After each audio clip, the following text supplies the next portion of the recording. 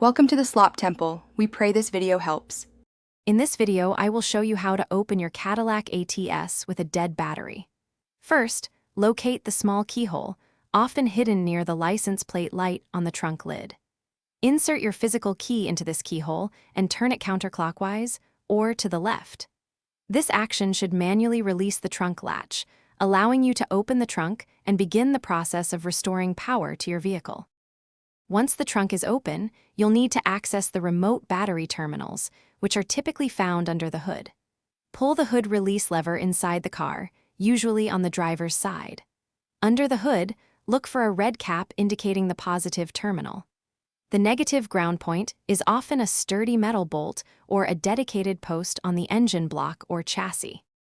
Now, it's time to connect your power source, such as a portable jump starter or another vehicle's battery. First, connect the red positive clamp from your jump starter to the positive terminal under the hood. Next, attach the black negative clamp to the designated negative ground point. Double-check that both connections are firm and secure before proceeding to the next step.